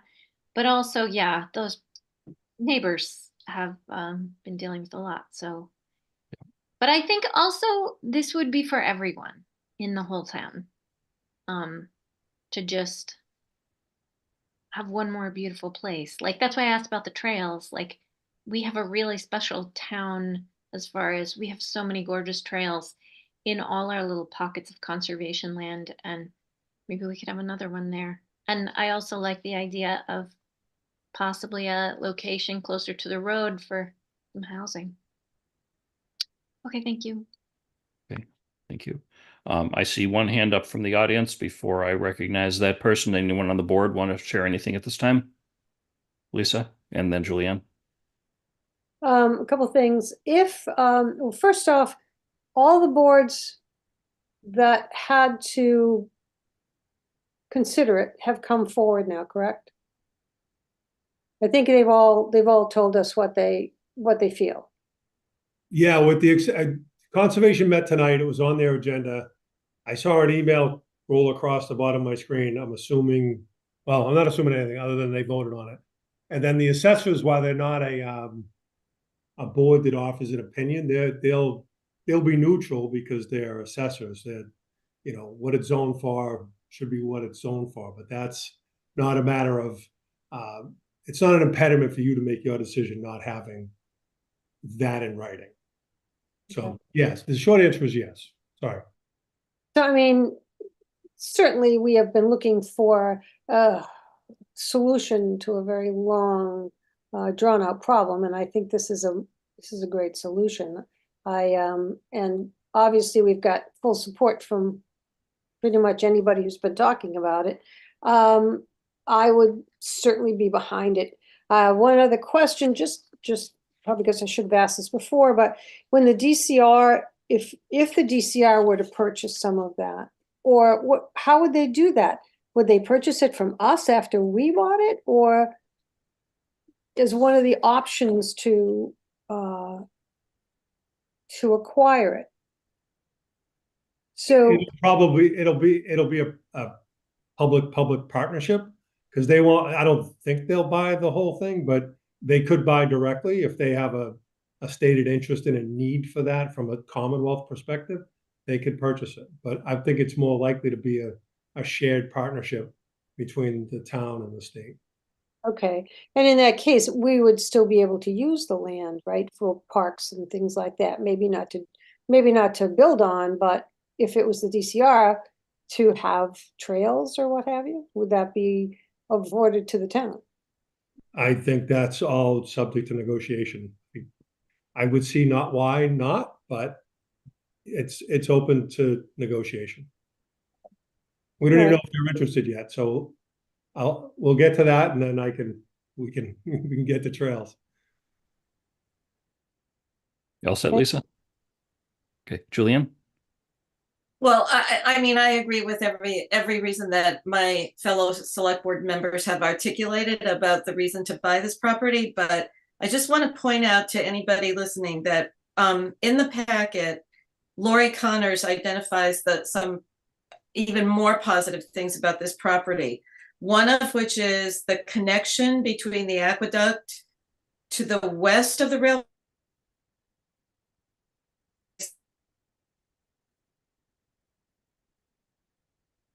Is Julianne breaking up for other people as well? I can't hear her. Okay. Oh, Julianne is frozen. I'll give it a second and see if that clears up. If not, we'll move on to the audience and come back to her.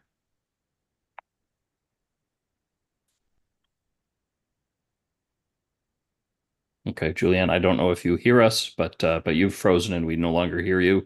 So I'm going to move it over to the audience and we'll come back.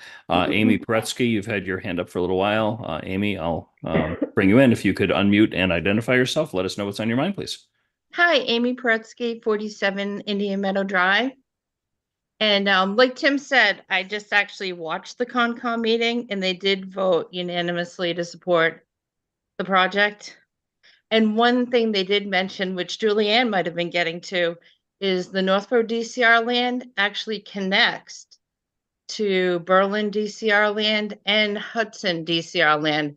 So at Concom, they were saying it might make a really nice east-west path and connection between those towns in the future.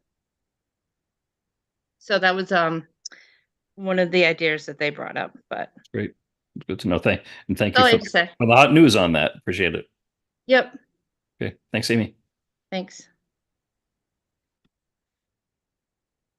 Okay, hopefully Julianne will be able to reconnect before too long. I'll share my thoughts, which are very, very similar to other board members' opinions, which is that yes, we should pursue the purchase of this land, for a number of reasons. One of which is that we've heard some rumors as far as what the industrial development idea is for that in terms of connecting with the railroad. We don't know that factually, so I don't want to speak to any detail on just rumors, but I'm confident that that type of development would be very incompatible with the residents in the area. And this is an opportunity to redirect the use of that land to something better. And I am cognizant that $1.7 million doesn't grow on trees. And we will need to cobble together different funds to make this happen. But we should try to do that. And I like, just speaking for myself, I like the idea of preserving the frontage along Whitney Street for some future use of some sort. But because we, the town, would own that land, we can make sure that the development of that, if it takes place, would be compatible with the residents in the area. Kristen. While we're waiting for Julianne, because I assume she's going to try to get back, I can read the part that I was like mumbling and tripping over my own words. It abuts a large swath of conservation land located within the town of Berlin that is classified as NHESP priority habitat of rare species. That's the first thing on Laurie Connor's list, but there are a lot of other really good reasons she mentions. And I don't know if it sounded like Julianne was maybe also going to mention that one of her bullet points is the parcel boasts beautiful views towards Boston from a high point located along the western portion of the property. So I didn't know that. That could be really beautiful. I don't have my phone near me, so I don't know if Julianne's been texting and trying to let us know what's going on, but I haven't heard anything. Is it possible they lost power? I wonder. I will also, okay, sorry. Yeah, please, Laura, go ahead. And another comment, and I think Kristen touched on this as well, but I've spoken to John Campbell, who chairs the CPC committee, and they had written a letter in support of this. And they also wondered if there may be a way to look at this as a location for affordable housing. So they were very much on board with this as an option for the town. So it's nice to have that kind of feedback and response from so many of the other committees that this has been in front of. And each of them have come back with different factors to really support this decision from a variety of different angles. Yeah. Various good reasons. Mm-hmm. Okay, I don't think there's no decision that we need to make. It's clear that the board has consensus that we would like to continue along this path and have a meeting, at our next. Oh, good, Julianne is rejoining. I'll wait to make sure she see if she has anything else. Welcome back, Julianne. You could unmute yourself and just make sure you can be heard. Can you hear me? Yes, we hear you well. Thank you very much for coming back. You were in the middle of speaking. We did continue the discussion a little bit and heard from a resident, all in favor of of acquiring this land. So our next step would be at our regular meeting on the 22nd of this month to consider opening a town meeting warrant article for the 26th of March. I don't know if there's anything else you want to add before we close out this item, but well, I was just going to finish by saying that Yeah. there's some really special parts of this property that are above and beyond the other good reasons that people have stated to purchase it. So, Right. I'm all in favor. Agreed. Okay, excellent. All right. So I think Tim, you have your okay to go ahead. Did you have anything else you wanted to add at this time? Just a point of clarity that if we give notice, this is just for the notice for the taking, not for town meeting. Okay. That public hearing will happen on the 22nd if we can get it in by the 11th and meet the 8-day rule as we were advised today. Mhm. And on the 22nd too, you can call for a special town meeting because you can call for a special town meeting at any time. Yep. Oh yeah, in Andy's schedule, you're right. That's not until the end of February, but we should at least informally do that as early as possible to start that process. Yeah, I mean, again, if we get cooperation from the buyer and the seller to extend it, maybe we can hold off. I just want to put those pieces out there because if it changes again, I just want you to know that we're working to make it as painless as possible to take the next step. But I don't want to be confused next week. I'll have a public hearing, or 2 weeks, I'll have a public hearing to exercise your right of first refusal. It would be great, obviously, if we did get an extension. There is a cost associated with holding a special town meeting. I think we guessed it was around $7,000. That's not nothing, but that's what we would have to do if we wanted to do this and there was no extension. Anything else on this item before we continue on? Okay. We've already done the state emergency shelter update. So next up we have reports. Let's see, Laura, any reports tonight? I have a lot. I'm going to read quickly. In the last couple of weeks, I've had some really fun experiences. I got to attend Chief Brian Griffin's swearing in at the Northborough Library. I want to express my gratitude to everyone for the fast action to move the location to the library. It was originally supposed to be at the senior center, but because of that impact, they moved it. There was food, there was amazing company. Northborough Cable was there. If you have a minute to watch it, the video is available online. The whole ceremony was beautiful, but one of the highlights that I really enjoyed was when Chief Griffin recognized Officer Ryan Clark, Sergeant Justin Foucher, and Dispatcher Kate Mick. They received the Distinguished Service Award for their heroic work on November 4th. So to get the full details of that, you're welcome to go and watch the video on Northborough Cable. I apologize again to the folks that do rely on the Senior Center for camaraderie and for their food, for the closure for those couple of weeks. I definitely recognize the impact of that. I wanted to let folks know that the Elderly and Disabled Trustees Fund is in need of volunteers. There aren't currently any applications, but if you have the time or bandwidth to volunteer, please go to the town website and complete an application. The local emergency planning committee is in the process of doing the town's hazardous mitigation planning. Your feedback is important. So if you have a minute to go complete the Community Lifeline survey, it's available on the Northborough Town website, and you can visit that by clicking on the link. The local emergency planning committee meeting is tentatively scheduled for March 20th at 10 a.m. The Northborough Traffic Safety Committee has had 3 meetings so far, with their next meeting tomorrow evening. They meet the second Tuesday of every month, and so far the committee, with the support of former Police Chief Liver, DPW Director Scott Charpentier, and Megan Condon, have had thoughtful discussions on many citizen inquiries that have been directed to the town prior to the creation of the committee. They really do an amazing job deliberating and really spending a lot of time thinking about the variety of impacts of, heavy vehicle restrictions, speed bumps, guardrails, bridge and sidewalk conditions. There's a whole a variety of things that they discuss, and it's a neat committee in terms of their backgrounds that they bring to the table. One thing that I did want to let the board know about that is that the Traffic Safety Committee has been discussing the possibility, or I guess support of adding 2 new police officers to assist with traffic enforcement during the peak hours. There will be a memo coming our way just to share some additional information on that. And this is, again, the committee that the residents can use to direct the traffic safety related inquiries to. So again, stop by tomorrow for their meeting if you're able to.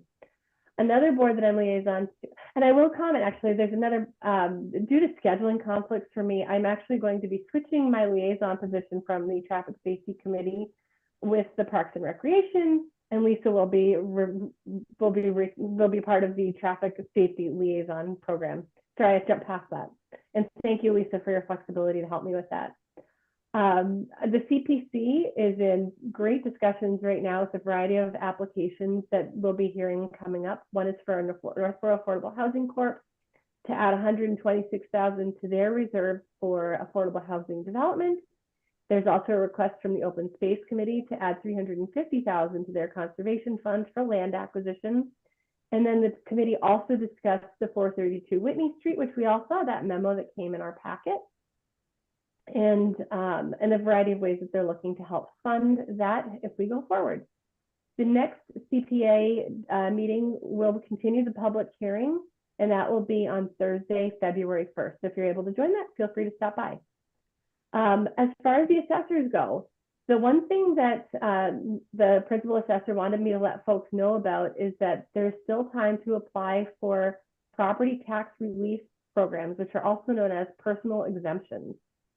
There's a variety of exemptions for people with, qualifying seniors, blind persons, qualifying disabled veterans, qualifying surviving spouses, minor children, and elderly persons. So if you qualify for any of those, or even if you've got a question, the assessors are a great place to direct those questions to. That's all for my report. Thank you very much, Laura. Kristen, any reports tonight? Yes, I just want to make sure I wasn't muted so I didn't get an X next to my name. See, pull that up. Here we go. So like we were all at new Chief Griffin swearing in, and it was really wonderful. So I mean, I don't think we all need to like rave about it, but I did have, and I was going to mention those three people got the award from him and the commendation for their bravery that night in November, Ryan and Justin and Katie. But I also just kind of in general wanted to say just thanks to the unsung heroes, which sort of makes them not unsung anymore because they're getting a little shout out, but I'm not mentioning names, so they're still unsung mostly. People who in our community in general who stay up all night working and dealing with scary and difficult things while the rest of us are sound asleep. That's so important. And I guess last night it would have been the DPW.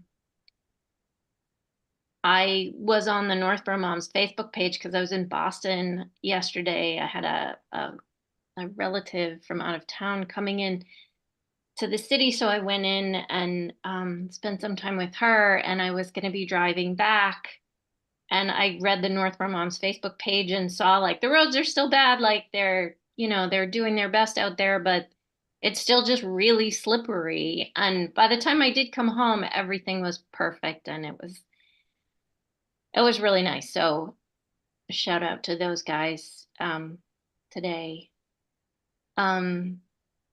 And thank you also. I'm going to mention, I believe her first name is Frankie Sullivan, the woman who's married to one of the police officers in the Northborough Police Department. She sang the national anthem. Her husband came up and talked to me and Lisa for a little while afterwards. And she has such an amazing voice, and it really, really made the just the moment really beautiful. And thanks to Troop 101 for showing up and doing the flag presenting of the colors. That was fun because I guess Chief Griffin used to be in Troop 101. Also, welcome to the new members of the Northborough Fire Department. We have recently hired a couple of new guys, Joe Lafreniere and Dante Brindisi. They're gonna be part of our great new team, or a new part of our great team there at the fire department. Congratulations to our very own right here, Diane Wackel. And thank you for taking the job, and congratulations on getting the job as our new assistant town administrator, because she is really great at what she does. So thanks, Diane. And welcome back to Jason Little. Yay. And I have a very quick quote. Wisdom comes with winters. That's by Oscar Wilde. So I think by like April or March, we all should be pretty smart. That'll be great. Thank you, Kristen. Lisa, any reports tonight? I do have reports tonight. Actually, I have quite a few reports tonight. I feel like I'm carrying Laura's place here.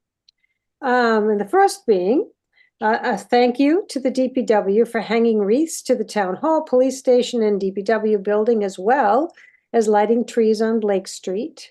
I understand that Dan Brillhart takes on the hanging of the fire station wreaths every year and enjoys getting involved in that. And we thank him for helping with our holiday celebration. I'm also looking forward to my fire station ride, finally, right along this week. Something else major doesn't happen. Carolyn Harrington and Diane Desposito worked with Julianne Hirsch and Amy Paretsky to decorate the planters on Church Street for the holidays. And an appreciative shout out to Carolyn, Diane, Julianne, Amy, and Laura Zeiton for their efforts to bring in a collective team of holiday decorators to enhance our town common and downtown with wreaths, garland, boxwood, and velvet bows. The wreaths were generously donated by the Town Common Committee and hung on the Old Town Hall, which hasn't seen holiday adornments in years. Amy and Julianne got the ball rolling with the garland, boxwood, and red velvet ribbon along the Town Common granite fence, and a special grand red bow hung on the center tree. The impressive oversized red bow was magnanimously donated by Mitch Cook of Lexus of Northborough. And with all of this going on and his bow, it was making this our December to remember. Okay, next, a few weeks ago, 37 Pierce Street, the location of the food pantry, changed ownership from Try to Do Good LLC to the Fidridge Foundation. We would like to say thank you to Tim Shea for his years of generosity, to the food pantry hosting, and the Fidridge Foundation for now carrying the torch. The town of Northborough Food Pantry is a much needed resource, and they are asking for additional volunteers right now to help. You can call 508-393-6897 for more information from the food pantry.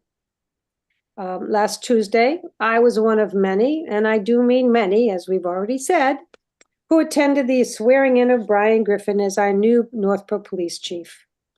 Brian worked his way up through the department for many years to achieve his lifelong dream, and I was honored to be able to help facilitate that. He didn't even want to stay in the limelight. He used his time to talk about his 3 officers, and that speaks volumes for the kind of man that he is.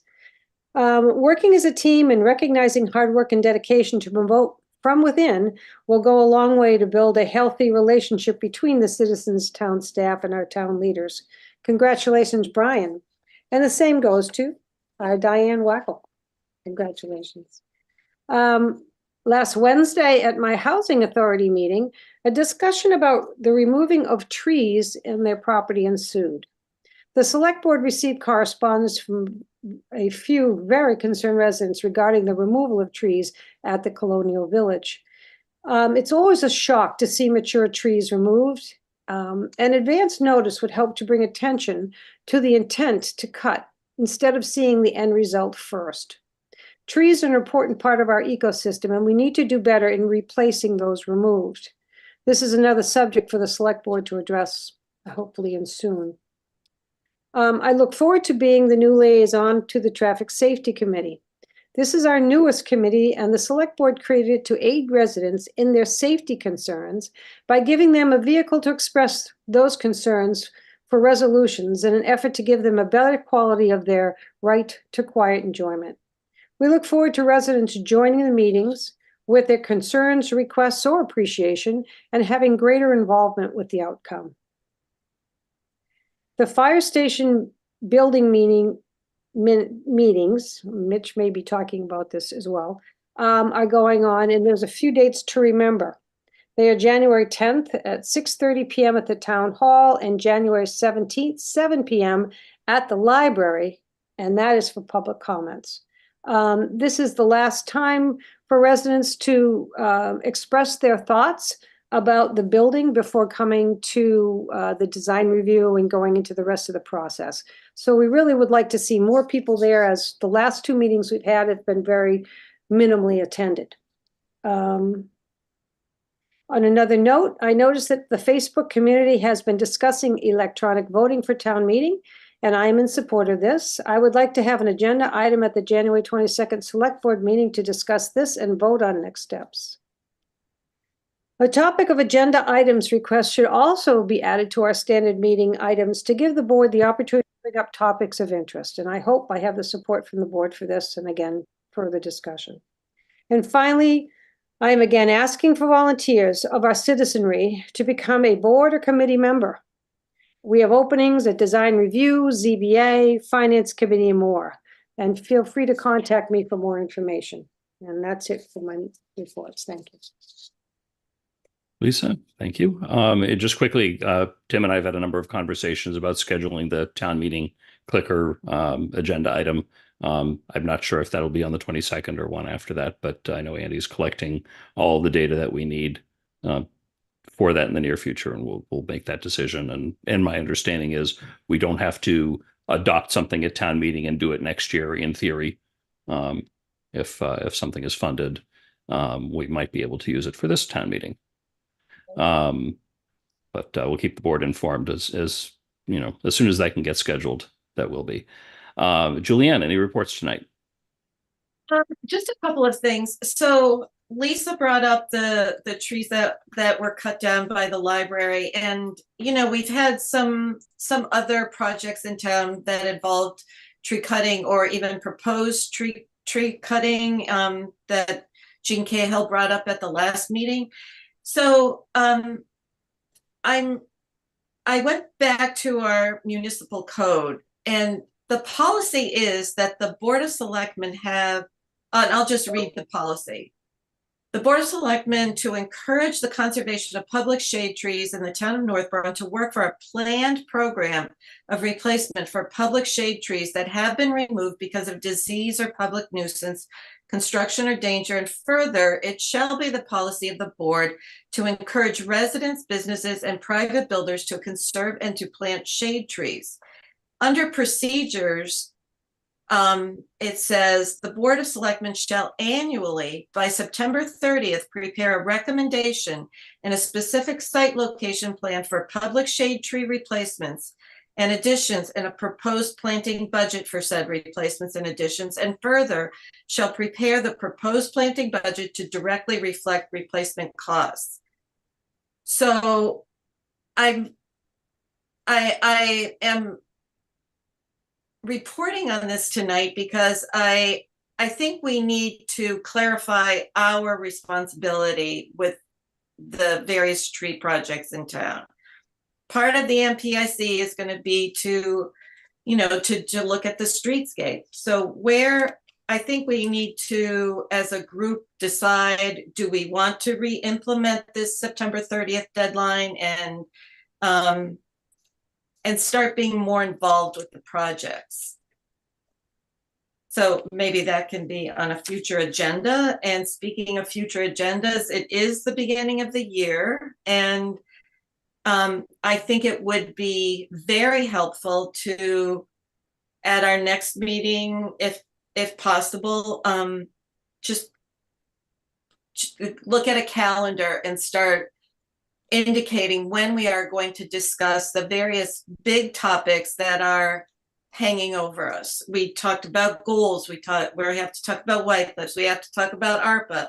ARPA comes up a lot. So if we could look at a calendar so that the public and we even know when these topics will, we're hoping that they will be discussed. I understand agendas have to be flexible, but for me personally, and maybe for the public, it would be nice to know when these things will be discussed. And that's all I have. Thank you very much, Julianne. Laura. I made a mistake, and I just want to clarify it when I was mentioning CPC and open space. So I apologize. I just wanted to say that the Open Space Committee is the group that voted in favor of buying 432 Whitney. And that was one that was sent a letter in support. And then the chair of the CPC had represented open space, so they supported the idea on behalf of the Open Space Committee. So just to clarify that, and if you've got questions for the minutes, you can let me know, but I apologize for misstating that. Thanks for the clarification, Laura. Let's see. I had many of the same things on my reports list, so I'll just quickly mention a couple of them that were already mentioned. I will say, of course, the DPW did an excellent job cleaning up after our first snowstorm of the season. Thank you very much, Scott and everyone else.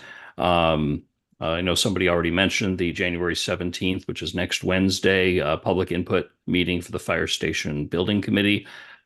Really encourage people to attend in person.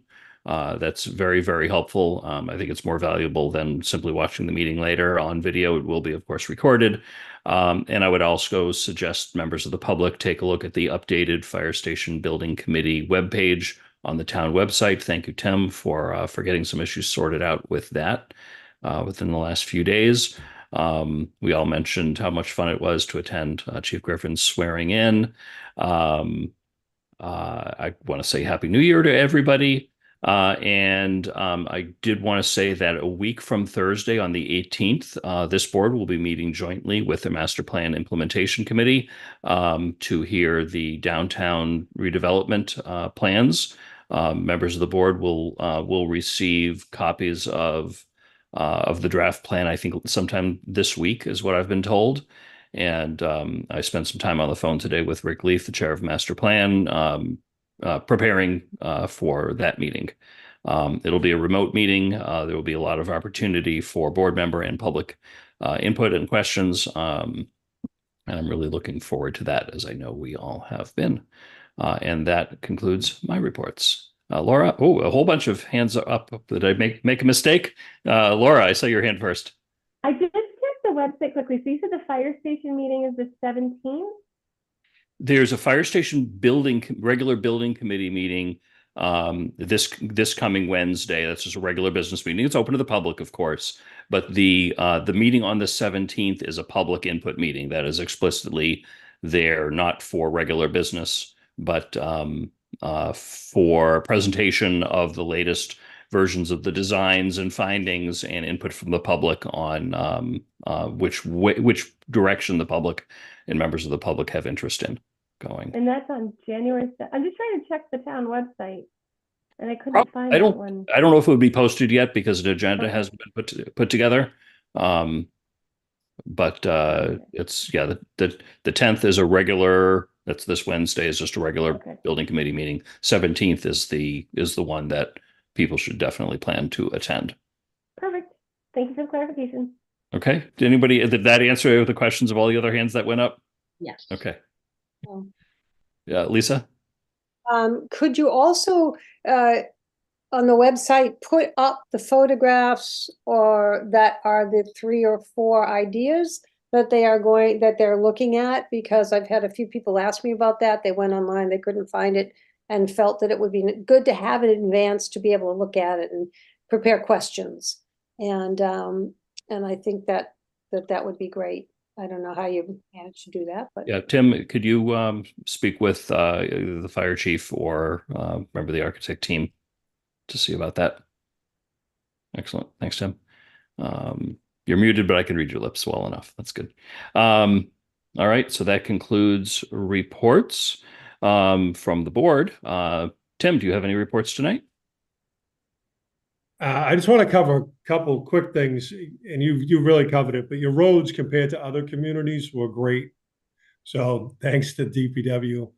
I'm going to just rip through some things that I think are important. Nomination papers for the annual town election, which is on May 14th, 2024, will be available beginning January 16th. The deadline to obtain the papers is March 8th. I don't know when they need to be returned by. I guess I should have figured that out first. But if you're interested in being on the ballot, you need to get your paperwork in. The positions that are open, offices open this year: moderator, select board 2 seats, planning board 2 seats, school committee 2 seats, regional school committee 2 seats, and Assabet Valley School Committee is 1 seat. I won't cover the fact that Diane is no longer interim. She is the assistant town administrator. We need to backfill her position, so we're working on that next. Jason, we've covered him at length, so we won't have to talk about him. The MMA conference, I believe, Diane, you're going with Lisa, and I know that the chair is going. I will not be able to go because I had a previous commitment that I made in September for that weekend, which is horrible. But so the MMA conference, there's classes that Diane and Lisa are going to go to, and they can collaborate and tag team on those particular pieces to get good information, and we can have best practices in those areas going forward. I had some discussion with the new police chief about Asher training. It used to be Alice, now it's Asher. But I don't think we've done anything to protect our town employees ever. So in the spring, we will do an active training in the building, and we'll keep the board apprised of that.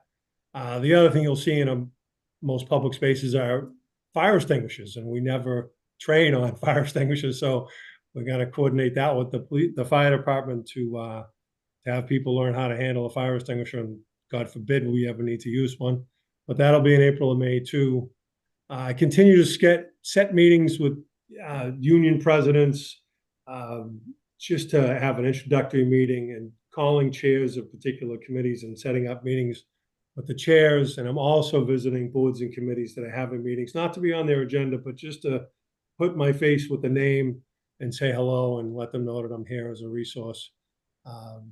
And also remind them they have excellent staff to either as their liaison to them or support them directly.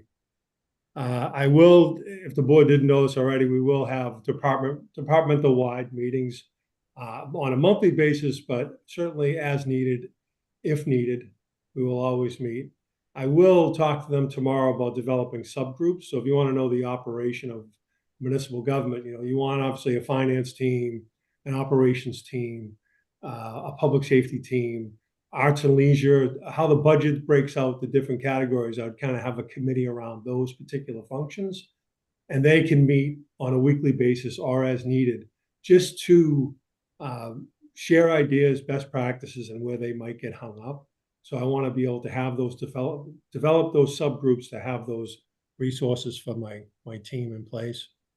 With regards to the finance and the budget, we do have a lot of the budgets in. I told you I'm still waiting on one, but obviously from a revenue standpoint, we're waiting on the governor's budget to see what the preliminary numbers are for state aid. I've talked to the school superintendent. They have a preliminary budget in place, and I don't think they vote until February on what they're actually going to submit. Health insurance is an outstanding number, outstanding in terms of finding out what it is. So they're doing our comparative analysis for our loss run statements to figure out what the increase is likely to be. So we know there'll be an increase in health insurance. So I'm hoping to get that next week so we can plug that into the budget.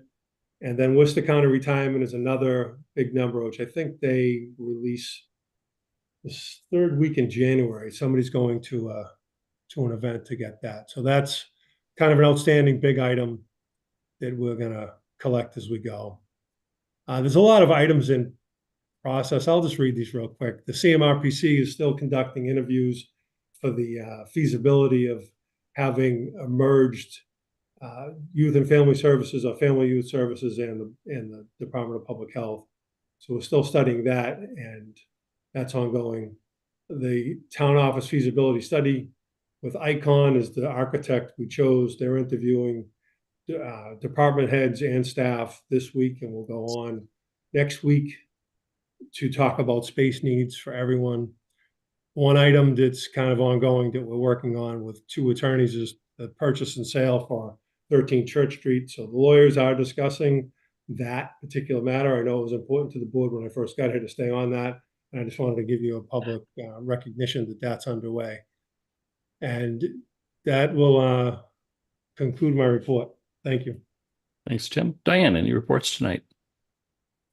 I don't have anything tonight. Okay. Thank you very much. Next up on our agenda, we have execution of cemetery deed 1182. Is there a motion?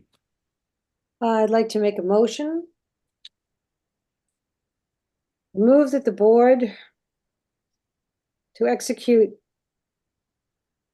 I can't even read without glasses all of a sudden. I can't believe it. Cemetery deed 1182. Second. A motion made by Lisa, seconded by Kristen.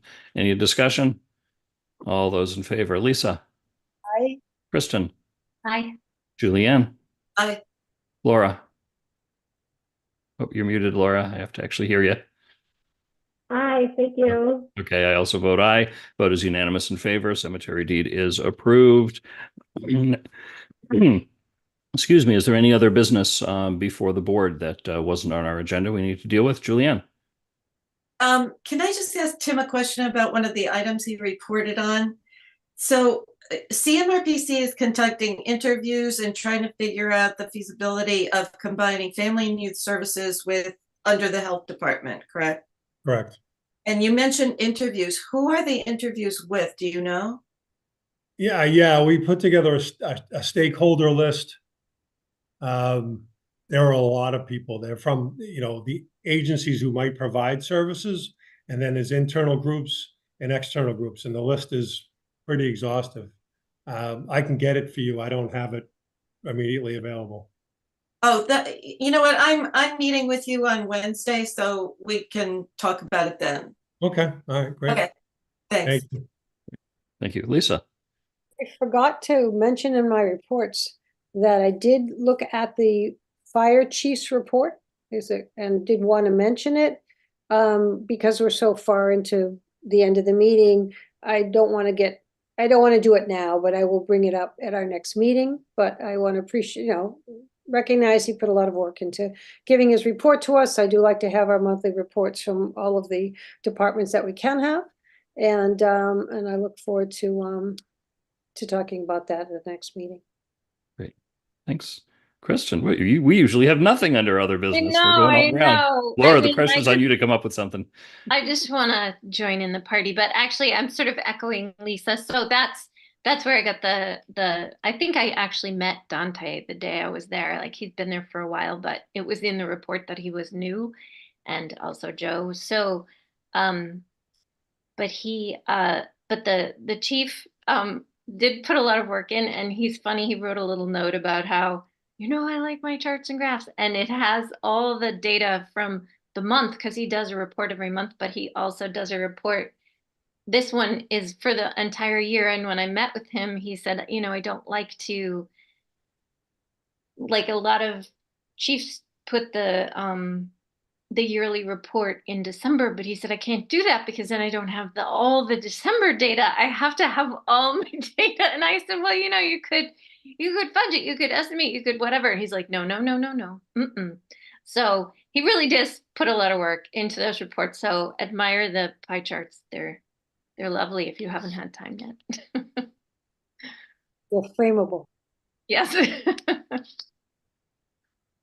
Laura, do you happen to have any new business? It's okay if you don't. No new business, thank you, or other business. I will mention it, echoing a couple of things that were mentioned that back, I think in July or so, we started to get memos from the then assistant town administrator on new hires that said, so-and-so has been hired for this position with a little bit of a background. I would love to see that come back again. So the board is aware of the hiring and knows something about the great people that we're bringing on staff, or promotions or transfers or anything else within the organization. Be great if we could start to see that. Absolutely. Great, thank you. Is there any public comment before we close out the meeting? If there is any public comment, if someone would raise their virtual hand, I'll be more than happy to recognize you. I don't see anything. Going once, going twice. Public comment is closed. Is there a motion to adjourn? So moved. Second. Motion made by Julianne, seconded by Kristen to adjourn. All those in favor? Julianne? Aye. Kristen? Aye. Laura? Aye. Lisa? Aye. I also vote aye. Vote is unanimous in favor. We are adjourned at 9:12 p.m. Thank you very much, everyone. Have a wonderful evening. Bye-bye. Thank you. Thank you. Good night. Bye.